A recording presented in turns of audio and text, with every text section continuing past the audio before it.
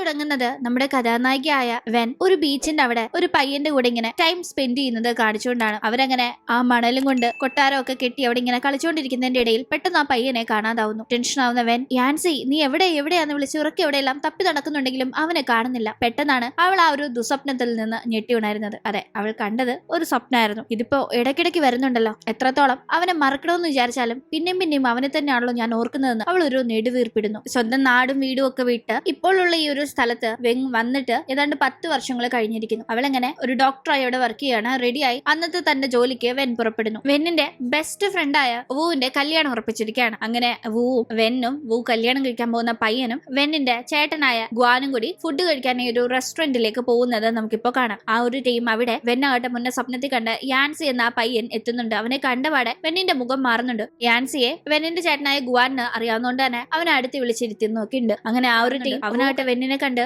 മിണ്ടാനൊക്കെ നോക്കുന്നുണ്ടെങ്കിലും അവൾ മൈൻഡ് ചെയ്യുന്നില്ല.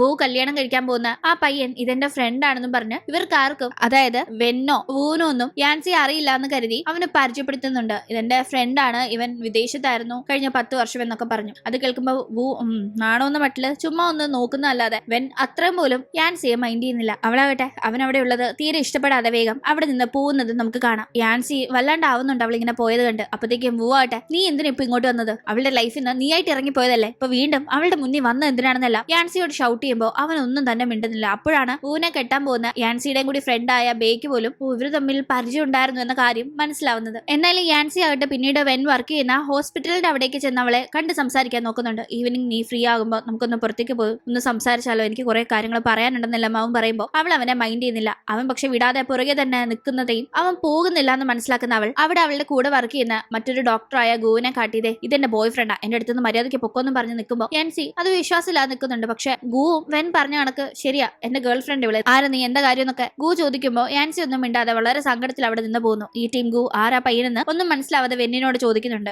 ഇവൻ ബോയ് ഫ്രണ്ട് ആണെന്ന് ചുമ്മാ യാൻസിയുടെ മുന്നിൽ രക്ഷപ്പെടാൻ വേണ്ടി കള്ളം പറഞ്ഞായിരുന്നു. എന്തായാലും ആ ടീം ഇതെന്റെ കൂടെ പഠിച്ച പയ്യനാണെന്ന് മാത്രമേ യാൻസിയെ പറ്റി ഗുവിനോട് വെൻ പറയുന്നുള്ളൂ. ആ സമയം അവൾ വർഷങ്ങൾക്ക് മുന്നേ അവൻ തന്റെ ലൈഫിൽ നിന്ന് പോയതും ഇപ്പോൾ ഇങ്ങനെ തിരിച്ചു വന്ന് തന്നോട് മിണ്ടാൻ നോക്കുന്നതും ഒക്കെ ഓർത്ത് ഭയങ്കര സങ്കടപ്പെട്ട് നിൽക്കുന്ന ആ ഒരു ടൈമിലാണ് നമ്മൾ ഇവരുടെ ഫ്ലാഷ് ബാക്കിലേക്ക് പോകുന്നത്. ആരാണ് ഇവർ, എന്താണ് ഇവരുടെ ലൈഫിൽ സംഭവിച്ചത് എന്ന കാര്യങ്ങൾ അറിയാനായി. ഇപ്പൊ 2021 കാലഘട്ടമാണ്. അവിടെ നിന്ന് 10 വർഷങ്ങൾ പിറകെ 2011 കാലഘട്ടത്തിലേക്കാണ് നമ്മൾ പോകുന്നത്. ആ ഒരു ടൈമാണ് ആദ്യമായി ഇപ്പോൾ ഉള്ള ഈ ഒരു ബീജിംഗ് എന്ന സിറ്റിയിലേക്ക് വെൻ ആദ്യമായി വന്നിരുന്നത്. ആക്ച്വലി കുട്ടിക്കാലത്ത് പേരൻസിനെ നഷ്ടപ്പെട്ട് അനാഥാലയത്തിൽ എത്തിയ വെന്നിനെ അന്നൊരു ഫാമിലി അഡോപ്റ്റ് ചെയ്തിരുന്നു. പക്ഷെ പിന്നീട് അവളുടെ യഥാർത്ഥ അച്ഛനും അമ്മയും വെന്നിനെ കണ്ടെത്തി തിരിച്ച് ഈ നാട്ടിലേക്ക് കൂട്ടിക്കൊണ്ടുവരുന്ന കാഴ്ചയാണ് നമ്മളിപ്പോ ഈ കാണുന്നത്. അങ്ങനെ അവൾ സ്വന്തം അച്ഛന്റെയും അമ്മയുടെയും കൂടെ ആ ഒരു സ്വന്തം വീട്ടിലേക്ക് എത്തുന്ന സന്തോഷം അവൾക്കുണ്ടെങ്കിലും അപ്പോഴേക്കും അവൾ കാണുന്നത് അവളെ കാണാതായി പേരൻസിനൊക്കെ അവളെ നഷ്ടപ്പെട്ട ആ ഒരു കാലയളവ് ഉണ്ടല്ലോ. ആ സമയത്ത് അവളുടെ ഓർമ്മയ്ക്കായി ഒരു മകളെ അവർ അഡോപ്റ്റ് ചെയ്ത് വളർത്തുന്നുണ്ടായിരുന്നു. ആ മകൾക്ക് ഇവളുടെ പേരും ഇട്ട് അതേ ഓർമ്മയ്ക്ക് ഇനി സ്വന്തം മകളെ തിരിച്ചു കിട്ടില്ല എന്ന ആവലാതി കൊണ്ടാവാം അവരങ്ങനെ വളർത്തിക്കൊണ്ടിരുന്നത്. ആ പെൺകുട്ടിക്ക് പക്ഷെ ഈ ഒറിജിനൽ വെൻ തിരിച്ചു വന്നത് തീരെ ഇഷ്ടപ്പെട്ടില്ല. തന്നെ ദത്തെടുത്ത് വളർത്തി ഇവരുടെ ഈ മകൾ തിരിച്ചു വന്നാൽ തന്നെ അവർ മൈൻഡ് ആക്കില്ല എന്ന ഒരു തോന്നൽ കൊണ്ടാകാം അവൾ പിന്നീട് ആ വീട്ടിൽ ഭയങ്കരമായി പ്രശ്നം ഉണ്ടാക്കി വെന്നിന് അവളുടെ ഈ ഫാമിലിയിൽ താമസിക്കാൻ പറ്റാത്ത അവസ്ഥ ഉണ്ടാക്കിയെടുക്കുന്നു. ദത്തെടുത്ത കുട്ടിയെ കളയാനും പറ്റില്ല, സ്വന്തം കുട്ടിയെ വർഷങ്ങൾക്ക് ശേഷം കിട്ടിയപ്പോൾ ഒന്ന് മര്യാദയ്ക്ക് വളർത്താനും പറ്റുന്നില്ലെന്ന അവസ്ഥയിലാണ് പിന്നീട് വെന്നിന്റെ പേരൻസും അവളുടെ ചേട്ടനും ഉണ്ടായിരുന്നത്. ആ സമയത്ത് ചേട്ടനാണ് ഒരു ഐഡിയ പറയുന്നത്. അതായത് ഈ ചേട്ടൻ ഗുവാന്റെ ഒരു ഫ്രണ്ടാണ് എൻസിയുടെ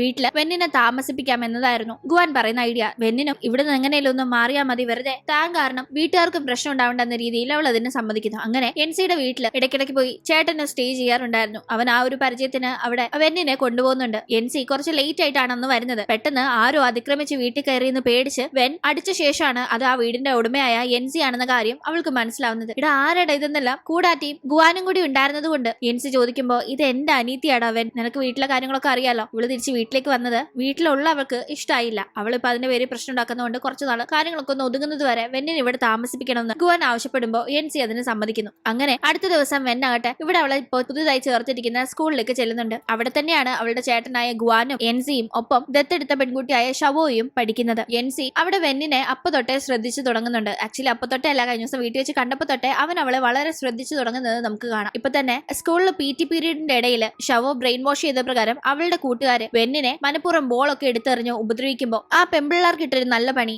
എൻസി കൊടുക്കുന്നുണ്ട്. നീ മനപ്പുറം വെന്നിനെ ഉപദ്രവിച്ചതാണെന്ന് എനിക്ക് മനസ്സിലായി, ഇനി മേലാൽ അവളുടെ പുറകെ ഇമാതിരി പണിയായിട്ട് നടന്ന എന്റെ കയ്യിൽ നിന്ന് നല്ല പണി നിനക്ക് കിട്ടുമെന്നും പറഞ്ഞ് ആ 4 പെമ്പിള്ളാരെ എൻസി പേടിപ്പിക്കുന്നുണ്ട്. വെന്നിനെ സംബന്ധിച്ച് അത് ഭയങ്കര ആശ്വാസമായിരുന്നു. എൻസി തന്നെ ഹെൽപ്പ് ചെയ്തത് മനസ്സിലാക്കുന്ന അവൾ പിന്നീട് അവനെ അങ്ങനെ ശ്രദ്ധിച്ചു തുടങ്ങുന്നുണ്ട്. അങ്ങനെ പിന്നീട് വീട്ടിലെത്തി ഒന്നിച്ച് ഹോംവർക്ക് ചെയ്യുന്നതും ഒന്നിച്ച് ഭക്ഷണം കുക്ക് ചെയ്യുന്നതും ഒക്കെ വളരെ രസകരമായി അവർക്ക് തോന്നുന്നുണ്ട്. പതിയെ പതിയെ അവർ നല്ലൊരു ബോണ്ടിങ്ങിലേക്ക് എത്തുകയായിരുന്നു. അങ്ങനെ ഒരു ദിവസം ഇവരെല്ലാരും കൂടി പുറത്തു പോകുന്നുണ്ട്. വെന്നും എൻസിയും പിന്നെ ഷവോയും ഗുവാനും ഒക്കെ കൂടി പുറത്തു പോകാൻ കാരണം എന്താന്ന് വെച്ചാൽ ഷവോ അവിടെ ചില പയ്യന്മാരായിട്ട് കമ്പനി അടിച്ച് നടക്കുന്നുണ്ടെന്ന് ഒരു ന്യൂസ് കിട്ടി. ഗുവാൻ അങ്ങനെ അവളെ കൈയോടെ പിടികൂടാൻ വേണ്ടി ഇവരെയും കൂട്ടി പോയതാണ്. തുടർന്ന് ആ പയ്യന്മാരെ അവളുടെ അടുത്ത് നടിച്ചോടിച്ച് ഇത് അച്ഛനോട് പറഞ്ഞു കൊടുക്കുന്നൊക്കെ പറഞ്ഞ് അവളെ ഭീഷണിപ്പെടുത്തിക്കൊണ്ടിരിക്കുന്ന സമയത്ത് അവിടെ ഒരു ബോക്സിൽ ഉപേക്ഷിക്കപ്പെട്ട നിലയിൽ നല്ലൊരു ക്യൂട്ടായ ഒരു കുഞ്ഞു പട്ടിക്കുട്ടിയെ വെൻ കണ്ടെത്തുന്നു. അവൾക്ക് അതിനെ എടുക്കണമെന്നുണ്ട്. പക്ഷെ അത് കണ്ട ഗുവാൻ എൻസിക്ക് പട്ടിക്കുട്ടിയെ ഒന്നും ഇഷ്ടമല്ല എന്നെല്ലാം പറയുമ്പോൾ വെന്നിനത് വളർത്താൻ താല്പര്യമുണ്ടെന്ന് മനസ്സിലാക്കുന്ന എൻസി എനിക്ക് കുഴപ്പമില്ല എന്ന് പറഞ്ഞ് അതിന് സമ്മതിക്കുന്നു. ആക്ച്വലി എൻസിയുടെ വീട്ടിലാണല്ലോ ഇപ്പൊ വെൻ താമസിക്കുന്നത്. ആ വീട്ടില് അവനും അവളും മാത്രമേ ഉള്ളൂ. എൻസിയുടെ പേരൻസ് ഒന്നും അവിടെ ഇല്ല. അങ്ങനെ വീട്ടിലേക്ക് കൊണ്ടുവന്ന് അവരതിനെ വളർത്താൻ തുടങ്ങുന്നുണ്ട്. ബ്രേന്ന് വളരെ ക്യൂട്ടായ ഒരു പേരും വെക്കുന്നു. ഈ സമയത്ത് മുന്നേ അടിപിടി നടന്നില്ലേ, അതിന്റെ ഇടയിൽ ഓടിയപ്പോ വെന്നിന്റെ കയ്യിൽ പറ്റിയ മുറിവിലൊക്കെ എൻസി മരുന്ന് വെച്ചുകൊണ്ടിരിക്കുന്ന സമയത്താണ് അങ്ങോട്ടേക്ക് ഗുവാൻ വരുന്നത്. വീട്ടിലേക്ക് വെന്നിനെ കൂട്ടിക്കൊണ്ടു പോകാനായി വന്നതാണെന്നും പറയുന്നു. ഷവോയ്ക്കും കുഴപ്പമില്ല, അവളും കാര്യങ്ങൾ അക്സെപ്റ്റ് ചെയ്ത് തുടങ്ങി. അച്ഛനും അമ്മയും അതുകൊണ്ട് നിന്നെ വിളിച്ചോണ്ട് വരാൻ പറഞ്ഞു എന്നല്ല ഗുവാൻ പറയുമ്പോൾ പെട്ടെന്ന് അത് വെന്നും എൻസിയും എക്സ്പെക്ട് ചെയ്തില്ലല്ലോ. അതുകൊണ്ട് തന്നെ രണ്ടുപേരുടെ മുഖം വാടുന്നുണ്ട്. അല്ല അപ്പൊ ഈ ഡോഗിനെ എനിക്ക് അങ്ങോട്ടേക്ക് കൊണ്ടാൻ പറ്റില്ലല്ലോ, ഇതിനെ എന്ത് ചെയ്യുന്നെല്ലാം വെൻ പറയുമ്പോൾ ഞാൻ ഇതിനെ ഇവിടെ നോക്കില്ല, നീ ഇവിടുന്ന് പോവാണെങ്കിൽ ഇതിനെ കൊണ്ടുപോകുമെന്ന് എൻസി ഇങ്ങനെ ഒരു നമ്പർ ഇറക്കുമ്പോൾ വെൻ ഇങ്ങനെ ആകെ ഇവിടെ നമുക്ക് പോകാൻ മനസ്സിലാത്തതുകൊണ്ട് തന്നെ സങ്കടപ്പെട്ട് നിൽക്കാണ്. അത് കാണുന്ന ഗുവാൻ എന്താ നീ ഈ ഡോഗിന് വേണ്ടി ഇവിടെ നിൽക്കാൻ പോവാണോ, ഇവിടെ നിൽക്കണോ അതോ തിരിച്ച് വീട്ടിലേക്ക് വരുന്നോന്ന് നീ തീരുമാനിക്കാനായി ഗുവാൻ പറയുമ്പോ ഇവിടെ തന്നെ നിന്നേക്ക്, ആ ഡോഗിന് ഒരു സന്തോഷമാവല്ലോ എന്ന് എൻസി പറയുമ്പോ വെന്നും അങ്ങനെ തന്നെ തീരുമാനിക്കുന്നുണ്ട്. ഈ സമയം എല്ലാം മനസ്സിലാക്കിക്കൊണ്ട് ഗുവാൻ നീ ഇവിടെ നിൽക്കണോന്ന് ആരോ വല്ലാണ്ട് ആഗ്രഹിക്കുന്നുണ്ടെന്ന് തോന്നുന്നല്ലോ എന്ന് എൻസിയുടെ മനസ്സിലാക്കി തന്നെ അവന്റെ നൈസായി കളിയാക്കുന്നുണ്ട്. ആക്ച്വലി ഇവരുടെ രണ്ടുപേരുടെയും വീട്, അതായത് എൻസിയും വെന്നും ഇപ്പൊ താമസിക്കുന്ന എൻസിയുടെ ഈ വീടും വെന്നിന്റെ പേരൻസും ഗുവാനും ഒക്കെ താമസിക്കുന്ന ആ വീടും തൊട്ടടുത്തടുത്ത വീടുകളാണ്. എന്തായാലും ഇവിടെ അങ്ങനെ ഹാപ്പിയായി ഇവരങ്ങനെ ജീവിക്കുന്ന ഇതേ സമയം നമ്മൾ വീണ്ടും ആ ഒരു ഫ്ലാഷ് ബാക്കിൽ നിന്ന് തിരിച്ച് പ്രസന്റ് കാര്യങ്ങളിലേക്ക് വരുന്ന ടീം. വെന്നാകട്ടെ അവൾ താമസിക്കുന്ന അപ്പാർട്ട്മെന്റിൽ നിന്ന് പുറത്തിറങ്ങുമ്പോഴേക്കും അവിടെ എൻസിയെ കാണുന്നു. തന്റെ ജോലി സ്ഥലത്ത് വന്ന് ഇവൻ ഇപ്പൊ താമസ സ്ഥലത്ത് എത്തിയോന്ന് അവൾ ആകെ മുഷിയുമ്പോഴേക്കും ഞാൻ ഇവിടെ പുതുതായി താമസിക്കാൻ വന്നതാണെന്ന് അവളുടെ അപ്പാർട്ട്മെന്റിന്റെ തൊട്ടപ്പുറത്തെ അപ്പാർട്ട്മെന്റിൽ താൻ താമസം തുടങ്ങിയെന്ന കാര്യം അവൻ അറിയിക്കുന്നുണ്ട്. അപ്പോഴേക്കും മിസ്റ്റർ ഗു വെന്നിനെ പിക്ക് ചെയ്യാനായി എത്തുന്നുണ്ട് ജോലിക്ക് പോകാനായി. ആ ടീം എൻസി എനിക്ക് ഒരു ലിഫ്റ്റ് തരുമെന്ന് ചോദിച്ച് അവരുടെ കൂടെ പോകുന്നു. അങ്ങനെ കാറിൽ പോകുന്ന ടീം അവന്റെ കയ്യിൽ കുറച്ച് പൂക്കൾ ഉണ്ടായിരുന്നു. ആക്ച്വലി അത് പൂക്കൾ ഉണ്ടാവുന്ന ചെടി അപ്പാടെ അവൻ ഇങ്ങനെ ആർക്കോ ഗിഫ്റ്റ് കൊടുക്കാനായി കൊണ്ടുപോകുന്നതാണ് എന്ന് മനസ്സിലാക്കുന്ന ഗു അതിനെപ്പറ്റി ചോദിക്കുമ്പോൾ ഞാൻ വർഷങ്ങൾക്ക് ശേഷം ഇപ്പൊ തിരിച്ച് ഈ നാട്ടിലേക്ക് വന്നത് എനിക്ക് ചെയ്യാനായും തീർക്കാനായും കുറച്ച് കാര്യങ്ങൾ ഉള്ളതുകൊണ്ടാണ്, അതിന്റെ ഭാഗമായിട്ടാണ് ഈ പൂക്കളെന്നും പറഞ്ഞ് എനിക്ക് വളരെ ഇഷ്ടപ്പെട്ട ഒരാൾക്ക് ചെടി വളർത്തുന്നതൊക്കെ വലിയ ഇഷ്ടമായിരുന്നു, അയാൾക്ക് ഗിഫ്റ്റ് ചെയ്യാനായി ഇതെന്ന് പറയുമ്പോൾ അവൻ ഉദ്ദേശിക്കുന്നത് തന്നെയാണെന്ന് മനസ്സിലാക്കുന്നവൻ ഞാനിപ്പോ ചെടികളൊന്നും വളർത്താറില്ല എന്ന് പറയുമ്പോഴേക്കും അവന് ചിരി വരുന്നുണ്ട്. അപ്പോഴാണ് വീണ്ടും നമ്മൾ ഇവരുടെ ഫ്ലാഷ് ബാക്കിലേക്ക് പോകുന്നത്. അവരങ്ങനെ ഒന്നിച്ച് ആ വീട്ടിൽ സ്റ്റേ ചെയ്യാണല്ലോ. അവിടെ ഇഷ്ടം പോലെ ചെടി പെൺ വളർത്താറുണ്ടായിരുന്നു. അവൾക്ക് ഭയങ്കര ഇഷ്ടമുള്ള കാര്യമാണ് ഇങ്ങനെ പ്ലാന്റ്സിനെ വളർത്തുന്നത്. കൂടാതെ അങ്ങനെ അവരവിടെ സ്റ്റേ ചെയ്യുന്നതിന്റെ ഇടയിൽ അവനും അവളും ഒന്നിച്ച് വീട്ടിലേക്ക് വരാത്ത ടീം അവൾക്ക് വീട്ടിലേക്ക് ഒറ്റയ്ക്ക് വരുമ്പോൾ കയറാൻ ഈ താക്കോൽ എവിടെ വെക്കണം എന്ന കാര്യങ്ങളൊക്കെ അവൻ ഇങ്ങനെ പറഞ്ഞു കൊടുക്കുകയാണ്. കുറച്ച് ഹൈറ്റ് ഉള്ള ഒരു സ്ഥലത്ത് അവൻ അങ്ങനെ താക്കോൽ വെച്ച് ഡെമോ കാണിക്കുമ്പോൾ അവൾക്ക് അത് എടുക്കാൻ പറ്റുന്നില്ല. അവൾ എത്തിക്കുത്തുമ്പോൾ അവനത്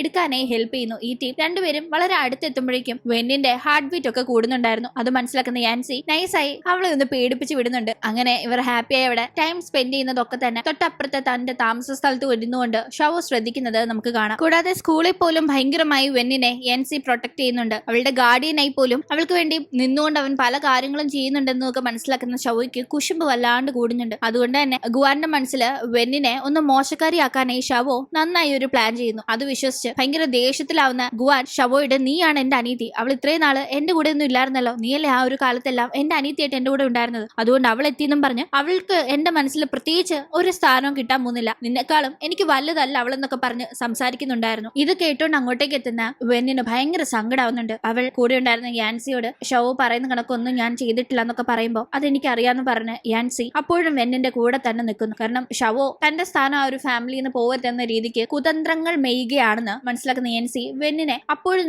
മനസ്സറിഞ്ഞ് തന്നെ സപ്പോർട്ട് ചെയ്യുന്നുണ്ട്. ഞാൻ ദത്തെടുക്കപ്പെട്ട ആ ഫാമിലിയിലേക്ക് ചെന്നപ്പോൾ അവരെന്നെ വളരെ കാര്യമായിട്ടാണ് നോക്കിയത്. പക്ഷെ അപ്പോഴും എന്റെ ഉള്ളിൽ എന്തോ ഒരു ഇൻകംപ്ലീറ്റ് ആവാത്ത ഒരു ഫീലിംഗ് ഉണ്ടായിരുന്നു. എന്റെ യഥാർത്ഥ അച്ഛനും അമ്മയും ആരായിരിക്കും എന്ന് എന്റെ ഉള്ളിൽ ഒരു ആൻസൈറ്റി ഉണ്ടായിരുന്നു. എനിക്ക് അവർ ഒരുപാട് സ്നേഹം തന്നപ്പോഴും എന്റെ അച്ഛനെയും അമ്മയും കാണാനായി എന്റെ മനസ്സ് കൊതിക്കുന്നുണ്ടായിരുന്നു. അങ്ങനെ ഇരിക്കുകയാണ് എനിക്ക് ഓർമ്മ വെക്കുന്നതിന് മുന്നേ എനിക്ക് നഷ്ടപ്പെട്ട എന്റെ അച്ഛനെയും അമ്മയും പിന്നീട് എനിക്ക് എനിക്ക് കിട്ടിയതും അവരുടെ കൂടെ അങ്ങനെ പുതിയൊരു ലൈഫ് സ്റ്റാർട്ട് ചെയ്യാവുന്ന സന്തോഷത്തിൽ ഞാൻ ഹാപ്പിയായി ഈ നാട്ടിലേക്ക് വന്നതും. പക്ഷെ ഇവിടെ വന്നതിന് ശേഷം കാര്യങ്ങളാകെ തിരിയായിരുന്നു. ഞാൻ ഇല്ലാത്ത ഗ്യാപ്പിൽ അവർ എന്നെ ലൈഫിൽ എപ്പോഴും കാണുന്ന രീതിക്ക് എന്നെ കണക്കൊരു പെൺകുട്ടിയെ എടുത്ത് വളർത്തിയിരുന്നു എന്നും ആ പെൺകുട്ടിക്ക് ഞാൻ തിരിച്ചു വന്നത് വലിയൊരു ഇഷ്ടക്കേടാണ് ഉണ്ടാക്കിയതെന്നും അവളുടെ ഇപ്പൊ എന്നെ പറ്റി ഇങ്ങനൊക്കെ പറയുന്നതെന്നും ഒക്കെ കേൾക്കുമ്പോൾ എനിക്കിത് ഭയങ്കര ബുദ്ധിമുട്ടുണ്ട്. എന്നെ ആർക്കും വേണ്ട, എനിക്ക് ആരും ഇല്ല എന്നൊക്കെ പറഞ്ഞ് ഭയങ്കരമായി അവൾ സങ്കടപ്പെടുമ്പോഴേക്കും നിന്നെ എനിക്ക് വേണം, ഞാനുണ്ട് നിനക്ക്, ഇത് നമ്മുടെ വീടാണെന്നല്ല യാൻസി അവളെ ചേർത്ത് പിടിച്ച് പറയുമ്പോൾ അവൾ ഒരുപാട് ഹാപ്പി ആവുന്നു. നിനക്ക് നിന്നെ എടുത്തു വളർത്തിയ ആ പേരൻസിനെ മിസ് ചെയ്യുന്നുണ്ടല്ലേ, അവരെ കാണണമെങ്കിൽ ഞാൻ കൊണ്ടുവന്നും പറഞ്ഞു അങ്ങനെ വെന്നിനെയും കൂട്ടി യാൻസി അവളുടെ ആ ഒരു പേരൻസിനെ കാണാനായി പോകുന്നുണ്ട്. അങ്ങനെ അവിടെ എത്തുമ്പോൾ അവളെ കാണുന്ന അവർ ഒരുപാട് ഹാപ്പി ആവുന്നു. കൂടെ ഉണ്ടായിരുന്ന യാൻസിയെ കണ്ട് ഇതാരാ നിന്റെ ചേട്ടനാണോ എന്ന് തിരക്കുമ്പോൾ